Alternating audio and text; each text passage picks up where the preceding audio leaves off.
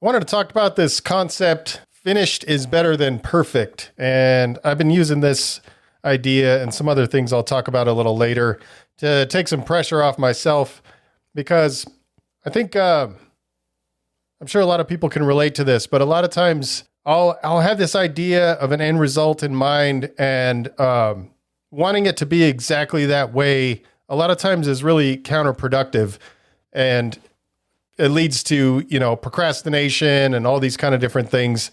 Sort of the idea of I just want to get this done and it doesn't have to be perfect.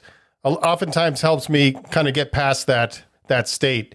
I'll get into more details, but so for example, like I could think of a couple times, when doing graffiti, there's been pieces where my mindset going into it was I was really focused on the outcome and I wanted it to turn out a certain way. And most of the time when that happens, I don't succeed and it's not an enjoyable project.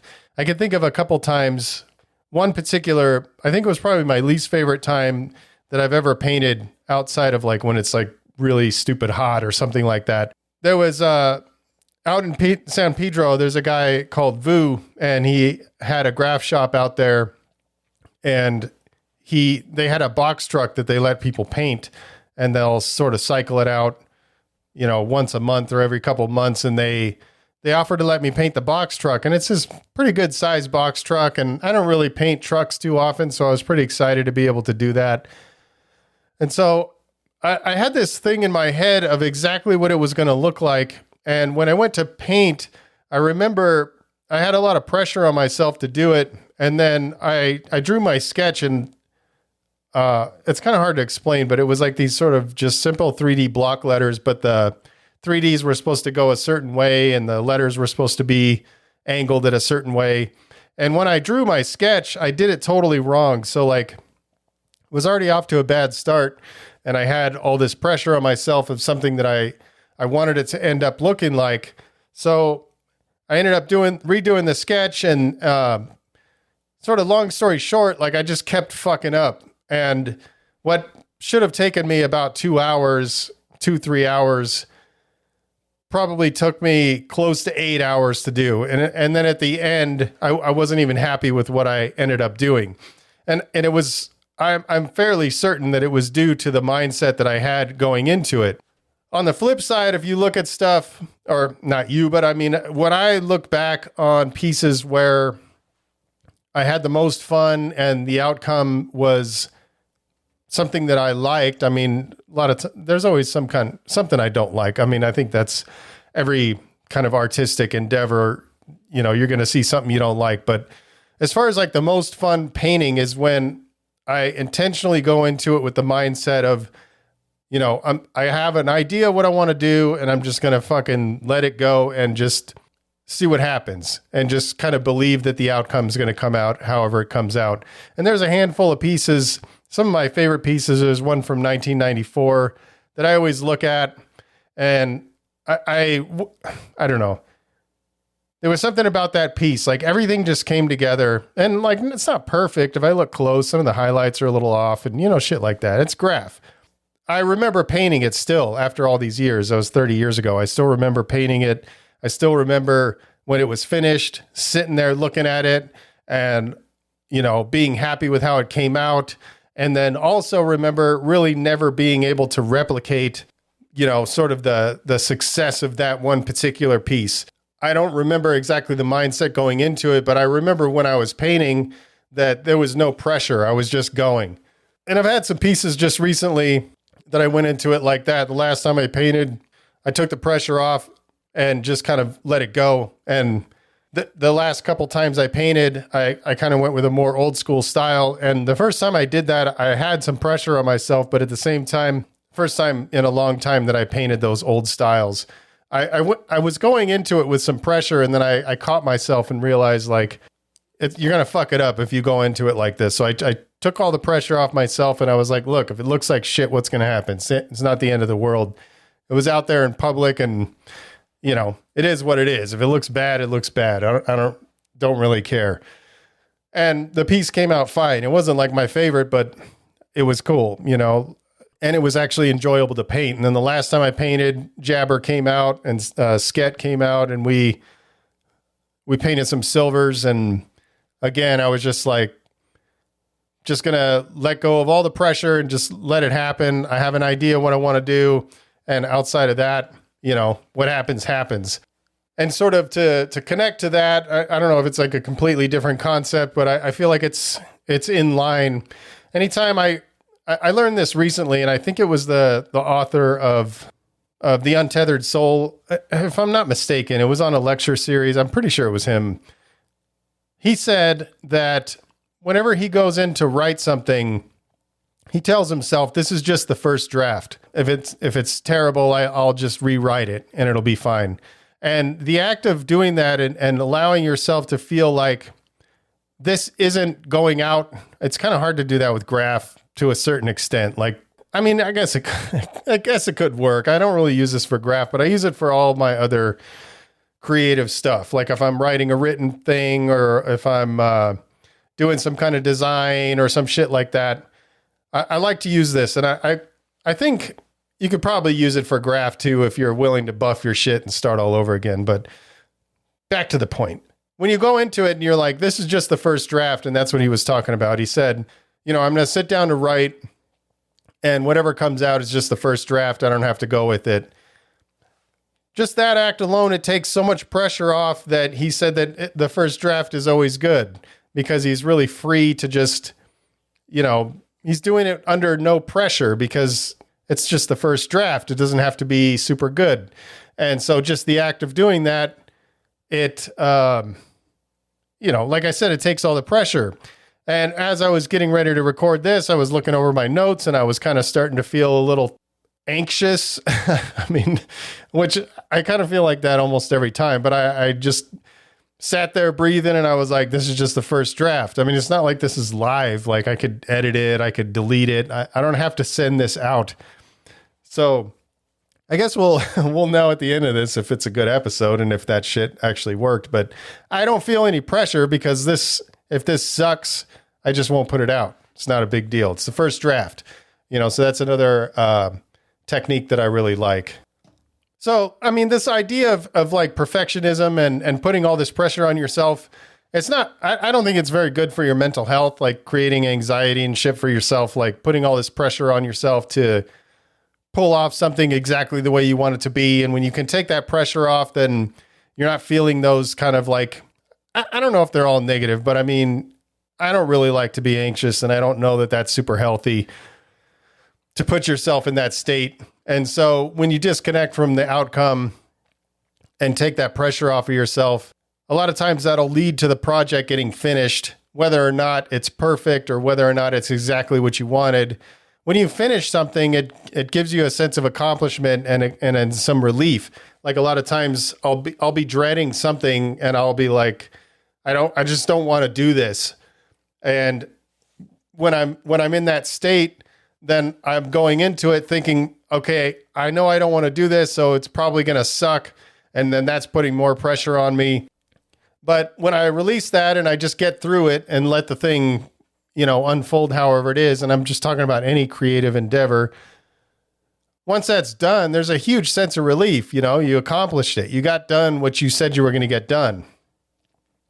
This also kind of reminds me of something, and I don't know if this kind of mindset can be helpful, but there's something I've heard about in the like sort of the tech world. It's called the minimum viable product.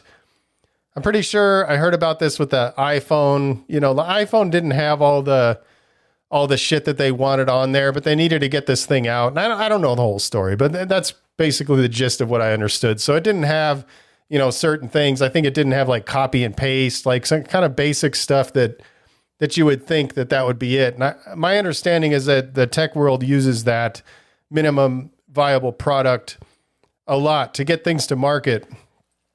And so we do that in my company also. I mean, it's not to that extent, like not some crazy huge shit, but like, for example, when I first put out the drip machine, that's one of our mop markers. When I first released that, it was only available in black. I was like, fuck it. Let's just put it out in black and see if people even like it. And so putting out this minimum viable product, I mean, if you're going to put out one color, I mean, if you're going to, black is a pretty good color to choose for a mop. I mean, black or silver. So we ended up doing that. And then we just started adding colors here and there. I mean, like we have 7 colors now, which is not a lot, but over the years, you know, we just add a color every now and then as we feel we need it. We're going to be adding a couple more colors this year. So this year we're going to have 3 total colors. But back to the very beginning, the minimum viable product was just one color and just put it out there and see how it plays out.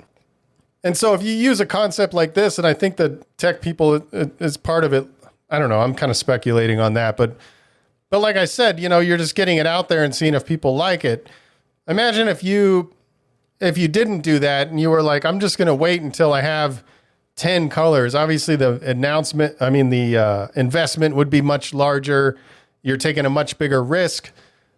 I don't know. This is going kind of down a product thing. I don't know if that's even meaningful, but I don't know. Apply these concepts to whatever you want. I'm sure it could work, but you're going to get feedback faster. You're going to get, you know, the product's going to be done. It's going to be out rather than spending all this time doing all this other shit. I'm sure there's better ways to do it. I'm sure Montana didn't release one fucking can of black when they did it. I'm sure there's other ways to go about it. But in my opinion, that's definitely a good way to go when you think about if you want to take the pressure off yourself and you want to get something out, what's the minimum viable product? And that could be like your t-shirt company or any of that kind of stuff. So the last kind of ideas I wanted to talk about, well, there's a few different things. One of them, I also wanted to say, like, it doesn't really give you a pass to half-ass shit, but at the same time, like I'll give you an example. Like, I'd prefer to do the workout that I want to do. You know, like I have like I sort of have this weekly routine that I'm doing right now. And so when I get to like, you know, today, for example, I'm going to do this back and biceps workout. And so every now and then what'll happen is I'll procrastinate because I don't really want to do it. So I'll be sitting there going like, man, I got to get this workout done. And then I start thinking, okay, the warm-up's going to take this long. Then the workout's going to take this long. And then I got to maybe do some stretching, and all in, it's like 45 minutes. And then the longer I procrastinate, the easier it gets to say, fuck it. You know, like my mind just is constantly trying to create reasons to not do it. So a lot of times what I'll do is, well, not a lot of times, but when I'm about to say, fuck it, I'm not going to do shit, oftentimes what I'll do is I'll say, all right, I'm just going to do something. I'm going to get something done so that I don't fuck off this whole workout. So like what I like to do is say, okay, what's really causing me to not want to do it is I don't want to spend 45 minutes to an hour or whatever doing the workout that I had planned. So rather than say, fuck it, I'm just going to do something intense for 15 minutes. So like the Navy SEALs burpees or something that, you know, it's a full body workout. It kicks your ass.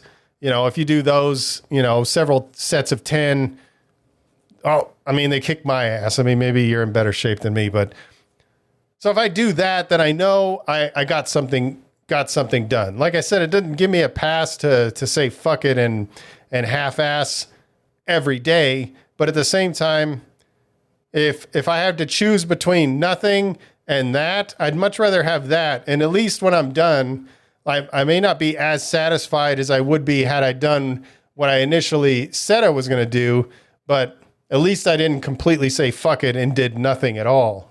So if you think about that in terms of art or graph or something like that, a lot of times I don't want to, like, I do want to keep it as part of my routine is to like get up, you know, do sketches and draw and try to come up with new letters and shit like that.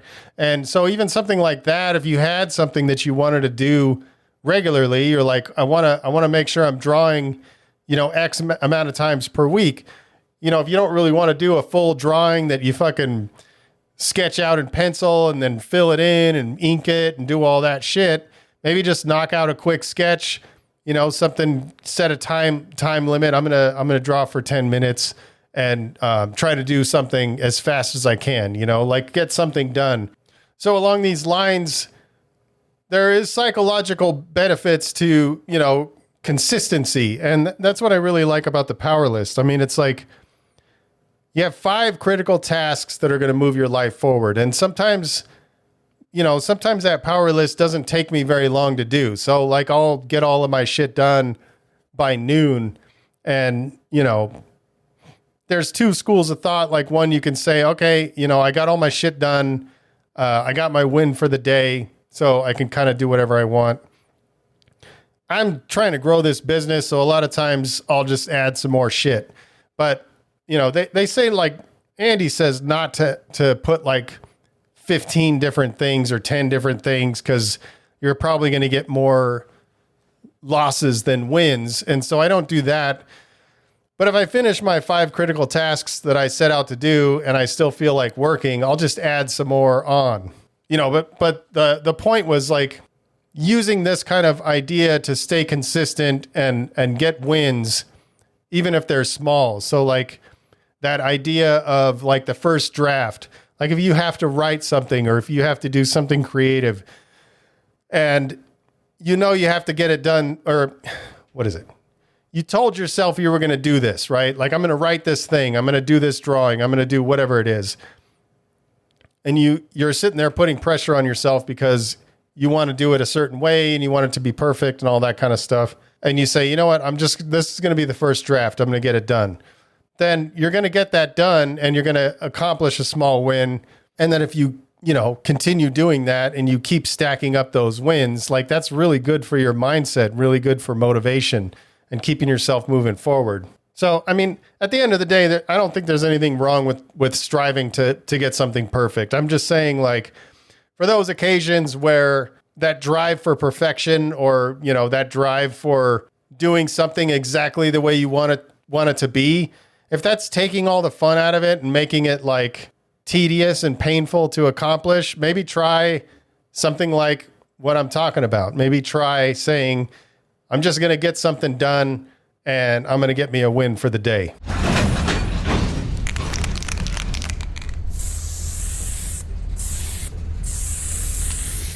All right. Appreciate each and every one of you guys who are supporting the cause and continue to spread the love. And stay up.